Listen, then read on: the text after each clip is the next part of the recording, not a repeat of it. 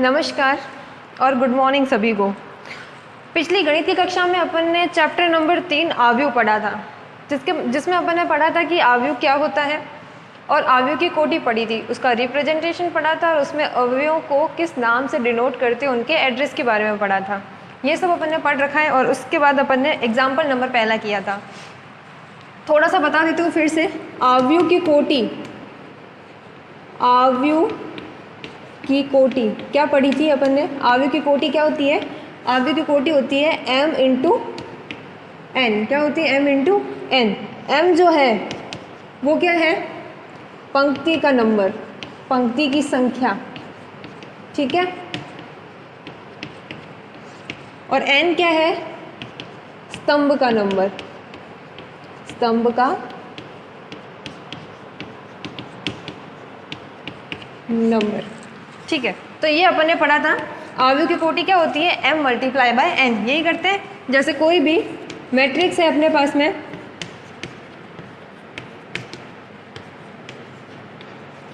तो यहाँ पे इसकी क्या होती है? कोटि। क्या कहाँ लिखते हैं? राइट साइड में, नीचे की साइड में m इंटू एन। m कितना है यहाँ पे? 1, 2 और 3। रोज कितनी है? 1, 2 और 3। 3 पंक्तियाँ हैं तो 3 मल्टीप्लाई बाय कॉलम कितना है? कॉलम फर्स्ट, कॉलम सेकंड और कॉलम थर्ड। 3 कॉलम है तो 3 इंटू 3। ये मैट्रिक्स कितनी हो गई? 3 इंटू 3 की। उसी तरीके से आपका बुक में एक एग्जाम्पल है, उदाहरण नंबर 2। उस उदाहरण नंबर 2 को करते हैं। देखिए क्या है उदाहरण नंबर 2। उदाहरण नंबर 2 कहता है यदि किसी आव्यूह में, एग्जाम्पल जो 2 है वो कह रहा है कि यदि किसी आव्यूह में 8 अवयव है। कितने हैं? 8 अवयव है। तो इसकी संभावित कोटियां बताइए। तो इसकी संभावित कोटियां बताइए। देखो क्या बोला है कि आव्यूह में 8 अवयव है। अवयव, ये कोई आव्यूह है, कोई मैट्रिक्स है, उसके अंदर अवयव यानी एलिमेंट के बारे में पूछा। कितने हैं? 8। तो देखो किस तरीके से हो सकता है, पहले ये सोचो। पहले अपन बना के देखते हैं किस तरीके से अपन बना सकते हैं, उसके बाद सॉल्व करेंगे कि इसका सोल्यूशन कैसे करते हैं। सोचो 8 अवयव है, ठीक है। तो मैंने सोचा मैं पहले में 1, 2, 3, 4, 5, 6 और 7, 8 ऐसे डाल सकती हूँ। तो देखो 1, 2, 3, 4, 5, 6, 7, 8 इस तरीके से आगे। दूसरा तरीका ये होगा कि मैं 2, जैसे मैंने यहाँ पे कितने R1, R2, R3 और R4 4 पंक्ति बनाई और कॉलम कितने बनाए? 2। अब मैं सोच रही हूँ कि नहीं 3 कॉलम बना देती हूँ, 3 है ना पंक्ति बना देती हूँ। मैंने चलो 3 पंक्ति में बना दिया। 3 पंक्ति में बनाऊंगी तो 8 अवयव कैसे लिखूंगी? 1, 2, 3, 4, 5, 6, 7 और 8। 8 ही आए, 9 आए नहीं, तो ये तो बनेगा नहीं। मतलब इस तरीके से तो मैं बना नहीं सकती, तो ये तो बनेगा नहीं, ठीक है। ये हो गया गलत। इस तरीके से 3 कॉलम वाला, 3 रो वाला नहीं बनेगा। इसके अलावा कैसे बना सकती हूँ? अगर मैं 3 जब पंक्ति नहीं बनेगी तो मैंने 2 पंक्तियाँ बना दी। 2 पंक्तियाँ बनाई तो 1 और कॉलम मैंने 4 बना दिए। 2, 3 और 4। 1, 2, 3, 4, 5, 6, 7, 8। अब 8 एलिमेंट आ गए। उसी तरीके से और क्या तरीका होगा? अगर मैं सिर्फ एक ही रो बनाऊँ और कॉलम 8 बना दूँ, कॉलम 1 से लेकर 8 तक पूरे बना दूँ, तो 1, 2, 3, 4, 5, 6, 7 और 8 इस तरीके से ये वाला भी कर सकती हूँ। अगर मैं पंक्तियाँ 8 बना दूँ और कॉलम सिर्फ एक ही बनाऊँ, तो 1, 2, 3, 4, 5, 6, 7 और 8। बस ये तरीके हैं। अगर मेरे पास 8 अवयव दे है तो मैं इन 8 अवयवों को ऐसे ही लिख सकती हूँ और कोई दूसरा तरीका नहीं है। ये तो अपन ने प्रैक्टिकली करा कि कैसे, लेकिन अगर अपन सूत्र से करें तो देखो अपने क्या दे रखा है? अवयवों की संख्या कितनी दे रखी है? अवयवों की संख्या कितनी दे रखी है? 8। अपन ने सूत्र से निकाला था अवयवों की संख्या। कैसे निकालते हैं अवयवों की संख्या? कैसे निकालते हैं? m इंटू एन करके। तो यहाँ पे अवयवों की संख्या तो कितनी है? 8। 8 बराबर m इंटू n। अब m और n की क्या वैल्यू रखेंगे, 8 आ जाए। 8 लाने के लिए m और n की क्या क्या वैल्यू रख सकते हैं, बस वही देखना है। अगर मैं 1 को 8 से गुणा करूँगी तो 8 आएगा, 8 को 1 से गुणा करूँगी तो भी 8 आएगा, एक में 2 को 4 से करूँगी तो 8 आएगा, एक में 4 को 2 से करूँगी तो 8 आएगा। बस इसके अलावा 8 कहीं पे भी नहीं आएगा, आप चेक करना। तो समझ में आया? इस तरीके से अवयव की कोटि निकालनी हो तो अपन निकाल सकते हैं। ये अपन को दे रखे हैं अवयवों के नंबर और ये होगी कोटि। कोटि को गुणा करते तभी अवयव के नंबर, अवयव के जो अवयव होते हैं उनकी संख्या आती है। तो देखो 1 × 8 गुणा करा 8 आ गया, मतलब ये क्या है, ये क्या है इधर वाला, ये तो है पंक्तियों की संख्या और इधर क्या है स्तंभ की संख्या। देखो 1 × 8 मतलब पंक्ति 1 स्तंभ 8, कहाँ पे है ये रहा, पंक्ति 1 स्तंभ 8 बन गया। फिर देखो पंक्ति 8 और स्तंभ 1, पंक्तियाँ 8 पंक्तियों वाला ये बनाया और स्तंभ कितना 1, तो देखो 1 2 3 4 5 6 7 8। उसी तरीके से यहाँ आ जाओ, 2 पंक्ति और 4 कॉलम, पंक्तियाँ 2 मतलब ये रही 2 पंक्तियाँ, कॉलम 4 1 2 3 और 4, इस तरीके से अरेंज कर दिया। उसी तरीके से 4 पंक्तियाँ मतलब ये और कॉलम 2 यानी कि ये, तो 4 पंक्तियाँ और 2 कॉलम के अंदर 8 नंबर आ गए। करना कुछ नहीं है, ये जो था ये तो प्रैक्टिकली था, ये तो उससे बताया मैंने, लेकिन तरीका ये है करने का, ये तरीका है लिखने का। अगर बोल दे कि पंक्तियों की अवयवों की संख्या 9 है, कितनी है 9, तो कोटि बताओ क्या क्या होगी, तो कोटि क्या होगी 1 × 9, 9 × 1 और एक 3 × 3, इसके अलावा कुछ नहीं होगी। एक तो 3 × 3 की मैट्रिक्स बना सकते हैं जिसमें कॉलम के नंबर भी 3 होंगे और रो के नंबर भी 3 होंगे, या फिर 9 पंक्तियों की संख्या 1 कॉलम की संख्या, या 1 कॉलम की संख्या और 1 पंक्ति की संख्या और 9 कॉलम की संख्या। इस तरीके से 3 मैट्रिक्स बनाएंगे जिसमें 9 अवयव होंगे। ये तरीका होता है सवाल सॉल्व करने का। नेक्स्ट देखो,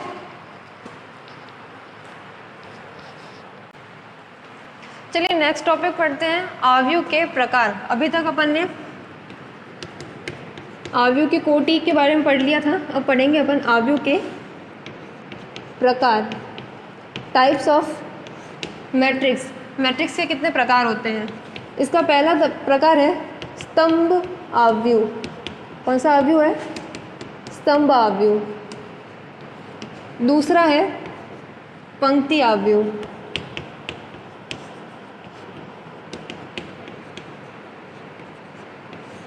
तीसरा है वर्ग अवयव।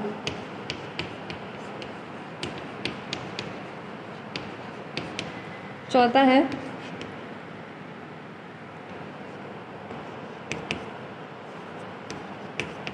विकर्ण अवयव।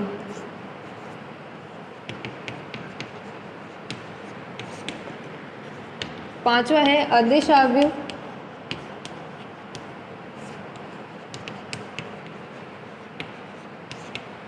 छठा है तत्समक अवयव।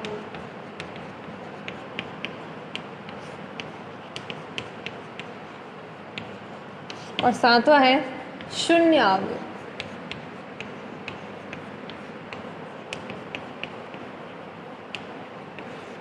देखो इनमें से कुछ प्रकारों के तो नाम पढ़ के समझ में आ रहा है कि किस तरीके के अवयव होंगे। देखो पहला है कि स्तंभ अवयव। स्तंभ अवयव का मतलब क्या हो गया, कॉलम मैट्रिक्स, मतलब कॉलम है।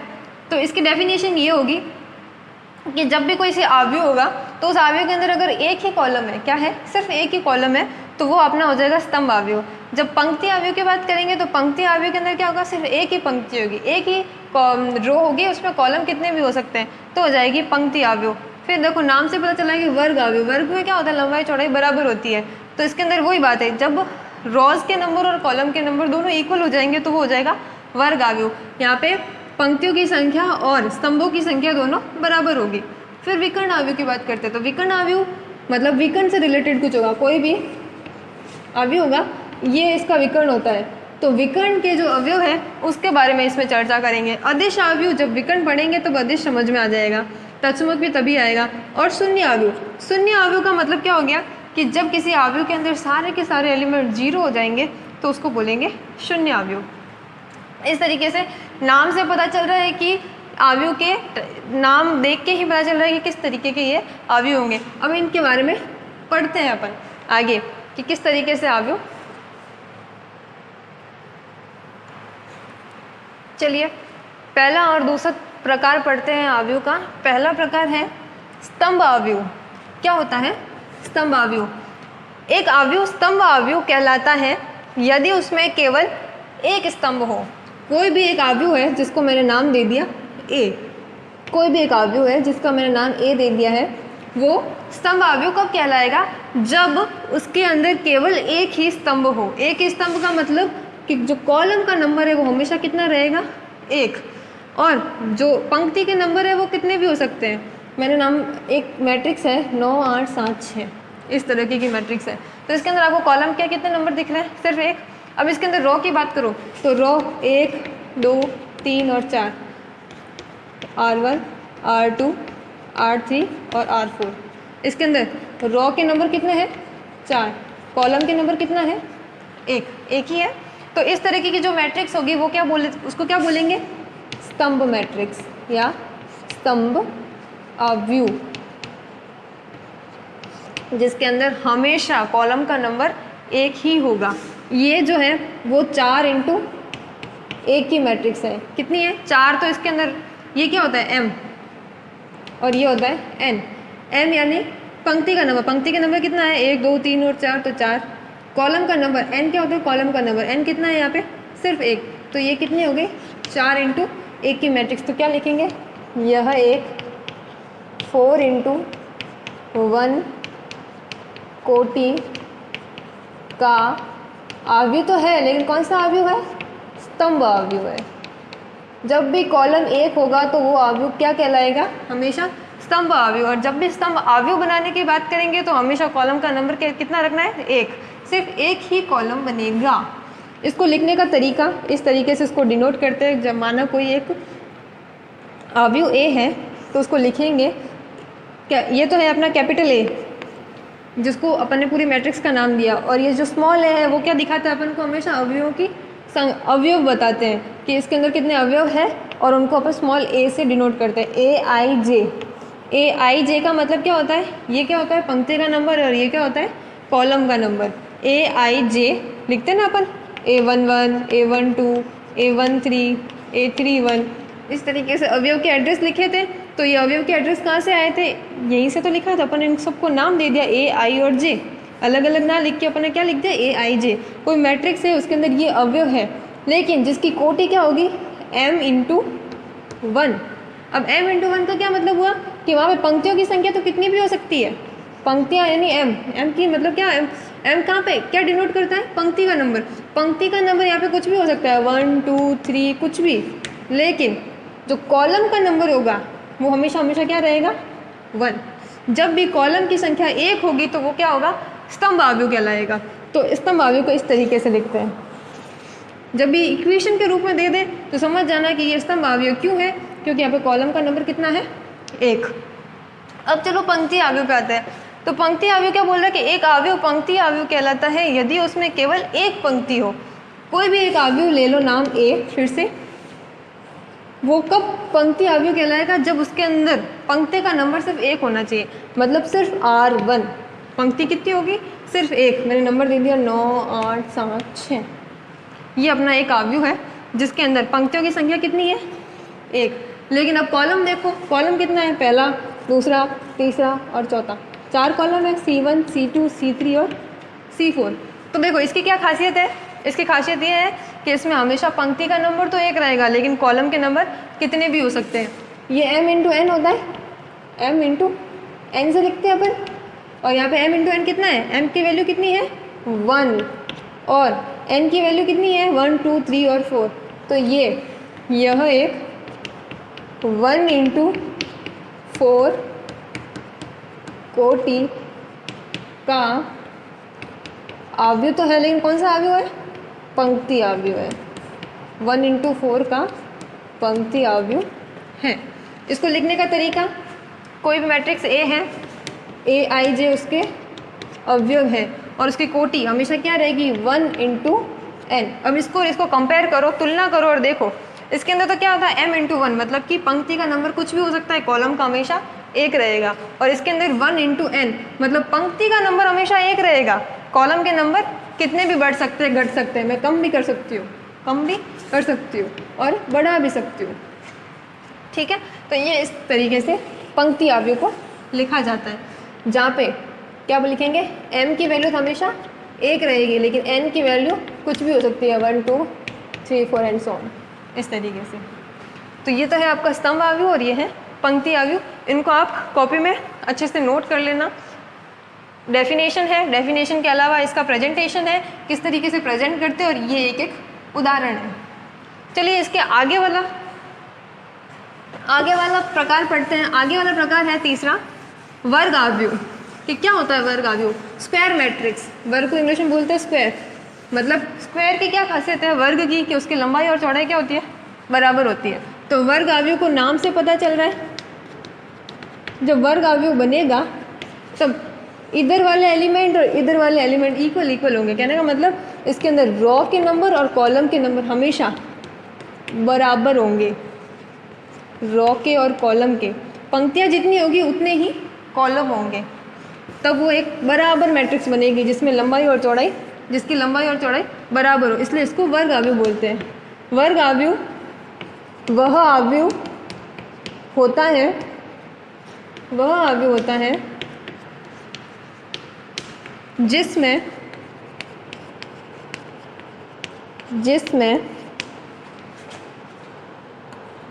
पंक्ति तथा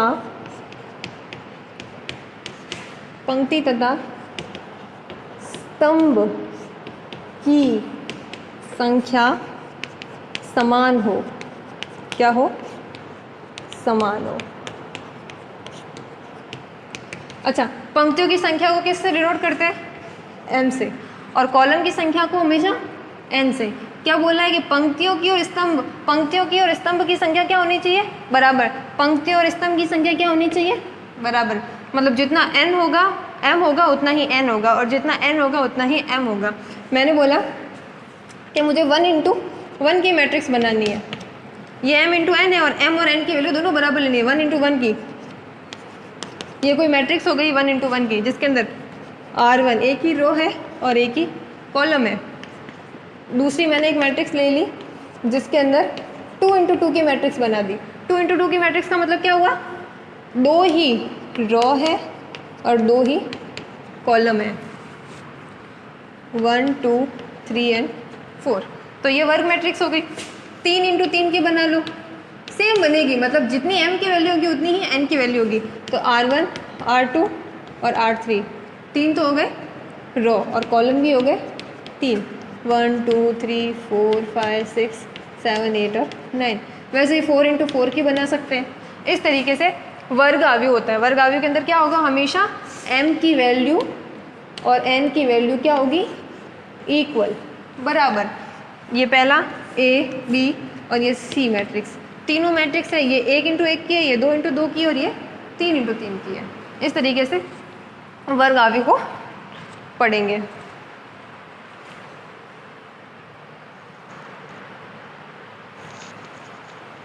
चलिए आगे इसका चौथा प्रकार पढ़ते हैं, विकर्ण अवयव। क्या होता है विकर्ण अवयव? पहले डेफिनेशन लिखती हूँ। एक वर्ग अवयव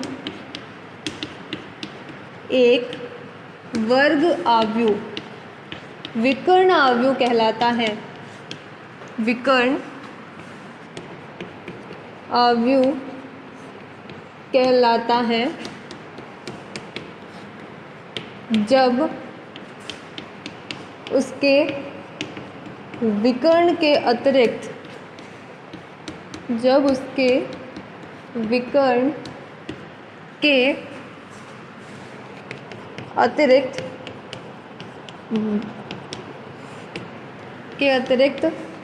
सभी अवयव शून्य हो। समझना इसको क्या बोल रही है डेफिनेशन। कि डेफिनेशन कह रही है कि एक विकर्ण अवयव क्या होता है? एक वर्ग अवयव विकर्ण अवयव तब कहलाएगा जब उसके विकर्ण के अतिरिक्त सभी अवयव शून्य हो। पहले तो आप ये सोचो कि विकर्ण अवयव के अंदर अपन ने सिर्फ वर्ग अवयव क्यों लिया, कि नॉर्मल कोई भी दूसरा अवयव क्यों नहीं लिया? देखो विकर्ण कब बनेगा? जब कोई वर्ग मैट्रिक्स होगी, जैसे 1 2 3 4 5 6 7 8 और 9। देखो इसके अंदर 3 रो है और 3 ही कॉलम है, तो ये आपका वर्ग मैट्रिक्स है ना। वर्ग मैट्रिक्स के अंदर ये इसके विकर्ण बन गए। तो ये विकर्ण एलिमेंट हो गए, ये विकर्ण एलिमेंट हो गए, ठीक है। अगर मैं वर्ग मैट्रिक्स ना लेके इस तरीके से ले लूँ, ठीक है, ये क्या हो गया, इसके अंदर कॉलम तो कितनी है, 1 और 2, नहीं रो कितनी है 2 और कॉलम कितने हैं 3, तो ये 2 और 3 अलग अलग हो गए, मतलब कि ये वर्ग मैट्रिक्स नहीं, और वर्ग मैट्रिक्स नहीं है तो क्या इसके अंदर बन रहा है क्या विकर्ण, विकर्ण बन ही नहीं रहा है, 2 तो आ रहा है, तीसरा तो आ ही नहीं रहा है, और इस तरीके से तो विकर्ण बनेगा नहीं कि इसका 1 ले लो और इसके में 2 अवयव ले लो, नहीं ना, इसके अंदर विकर्ण ही नहीं बन रहा है, क्या नहीं बन रहा है, विकर्ण बन ही नहीं रहा है। तो हमेशा विकर्ण बनाने के लिए मुझे क्या चाहिए होगी, वर्ग मैट्रिक्स चाहिए होगी, मतलब कि वर्ग आव्यूह चाहिए होगा। जब वर्ग आव्यूह होगा तभी अपन विकर्ण मैट्रिक्स के बारे में पढ़ सकते हैं। तो अब डेफिनेशन को समझो फिर से, ये बात समझ ली तो कि एक वर्ग आव्यूह विकर्ण आव्यूह तब कहलाएगा जब उसके विकर्ण के अतिरिक्त सभी अवयव शून्य हो, मतलब जो ये विकर्ण के अंदर जो अवयव आ रहे हैं इनको छोड़ के बाकी के जो बाकी जितने भी अवयव हैं वो सब क्या हो जाने चाहिए, शून्य हो जाने चाहिए, बाकी के सारे अवयव शून्य हो जाने चाहिए। चलो देखो, पहले एक मैट्रिक्स होती है ए, ठीक है, जिसको अपन लिखते हैं ए, आई और जे, इसी तरीके से डिनोट कर दे। नॉर्मल मैट्रिक्स को डिनोट करने का तरीका यही होता है कि कोई मैट्रिक्स ए है जिसके एलिमेंट ए आई जे है और जिसकी कोटि क्या है m इंटू एन। अपन यहाँ पे वर्ग मैट्रिक्स पढ़ रहे हैं तो m और n की वैल्यू हमेशा क्या होगी, बराबर होगी, m की जितनी वैल्यू होगी उतनी ही n की वैल्यू होगी। अब इसको मैं लिखूँ तो क्या लिखूँगी, कोई मैट्रिक्स ए है और मुझे अवयव नहीं पता तो मैं अवयव यही लिखूँगी A11, A12, A13, A21, A22, A23, A31, A32 और A33। ये फिर से अगर किसी को समझ में नहीं आया तो बता देती हूँ, ये R1 है, ये R2 है, ये R3 है, ये कॉलम 1, कॉलम 2 और कॉलम 3। कैसे लिखे थे अपन एड्रेस, स्मॉल a से सबको डिनोट किया, फिर क्या लिखना है, पहले पंक्ति का नंबर फिर कॉलम का, तो 1 1, पहले पंक्ति का नंबर फिर कॉलम का 1 2, पहले पंक्ति का नंबर फिर कॉलम का 1 3। उसी तरीके से पहले पंक्ति 2 कॉलम 1, पंक्ति 2 कॉलम 2, पंक्ति 2 कॉलम 3, पंक्ति 3 कॉलम 1, पंक्ति 3 कॉलम 2, पंक्ति 3 कॉलम 3। इस तरीके से लिखा था अपन ने, ठीक है। तो देखो ये अपनी एक स्क्वायर मैट्रिक्स है, वर्ग मैट्रिक्स या नॉर्मल मैट्रिक्स जिसको बोलते हैं। इस तरीके से इसको समीकरण में लिखेंगे और इस तरीके से अपन इसको लिखेंगे। अब ये क्या बोल रहे हैं कि सिर्फ विकर्ण के अवयवों के अतिरिक्त सभी जीरो होने चाहिए। विकर्ण के अवयव कौन से हुए, विकर्ण ये रहे, विकर्ण के अवयव कौन कौन से, 1 1, 2 2 और 3 3। इसके अलावा देखो बाकी सारे क्या हो जाने चाहिए, जीरो। बाकी के 6 जब जीरो हो जाएंगे और इनकी कोई वैल्यू होगी तब वो क्या बोलेगा, विकर्ण मैट्रिक्स हो जाएगा। अब एक चीज़ और देखना, नोट करने वाली चीज़ ये देखो, ये 1 1 है, ये 2 2 है और ये 3 3 है। मतलब आई और जे की वैल्यू, ये आई और जे की वैल्यू है, आई जे की वैल्यू दोनों में बराबर है, तीनों में। जब जब आई जे की वैल्यू बराबर होगी वो एलिमेंट्स, और देखो इन सब में आई और जे की वैल्यू सेम नहीं है ना, सेम सही नहीं है ना, तो विकर्ण आव्यूह में ऐसे लिखते हैं कि जब जब ए आई जे कोई भी अवयव है जीरो हो जाएगा। कब जीरो हो जाएगा, जब आई नॉट इज इक्वल्स टू जे होगा। जब दोनों बराबर नहीं होंगे, देखो दोनों बराबर नहीं है तो इन सबको अपन क्या कर देंगे, जीरो कर देंगे। और एक आई जे है जो कोई नंबर होगा, क्या होगा, कुछ होगा, नंबर होगा, कुछ भी नंबर होगा एक्स वाई जेड। जब आई और जे की वैल्यू क्या होगी, बराबर होगी। जब जब आई जे की वैल्यू बराबर हो रही है, मतलब कि आई जे की वैल्यू से विकर्ण के अंदर ही बराबर होती है, तो विकर्ण के एलिमेंट में तो कुछ वैल्यू होगी, कोई न कोई वैल्यू होगी, लेकिन बाकी के सारे एलिमेंट्स क्या हो जाएंगे, जीरो। तो ये इसकी कंडीशन है कि कोई वो एलिमेंट जीरो हो जाएंगे जिनमें आई और जे बराबर नहीं है। इनके अंदर आई जे बराबर नहीं है तो वो सारे एलिमेंट अपन क्या कर देंगे, जीरो। तो इसको इस तरीके से लिखेंगे, ऐसे कोई विकर्ण कोई आव्यूह है जिसके अंदर मान लो कुछ भी दे दो इसको नंबर जीरो, ये सारे जीरो हो जाएंगे। इनको मैंने नंबर दे दिए 3 4 और 5, बाकी सबको क्या कर दिया, जीरो। क्यों किया जीरो, क्योंकि इसकी शर्त के अनुसार क्या है कि जब जब आई और जे की वैल्यू अलग होगी तब सब एलिमेंट्स क्या हो जाएंगे, जीरो। इन सब में आई जे की वैल्यू क्या है, अलग अलग, इसलिए अपन ने ये सारे एलिमेंट्स क्या कर दिए, जीरो बना दिए, ये वाले, और बच्चे सिर्फ विकर्ण वाले। और विकर्ण में सबके आई और जे की वैल्यू बराबर थी तो उनको अपन ने कोई न कोई वैल्यू दे दी। तो ये होता है अपना विकर्ण आव्यूह। विकर्ण आव्यूह का मतलब समझ में आया। अब फिर से वापस दोहराती हूँ, जब जब विकर्ण के अवयव की कुछ वैल्यू होगी, लेकिन बाकी सारे जो भी एलिमेंट्स होंगे वो क्या हो जाएंगे, 0, तब उस अवयव को क्या बोलेंगे, विकर्ण अवयव। आज के लिए बस इतना ही, और आगे अपन नेक्स्ट वीडियो में पढ़ेंगे 2-3 प्रकार और रह गए, 4 तो हो गए, 3 बचे हैं। एक होता है अदिश विकर्ण, अदिश अवयव, एक हो जाएगा तत्समक अवयव और एक हो जाएगा शून्य अवयव। इसके बारे में अपन अगले वाले वीडियो में पढ़ेंगे।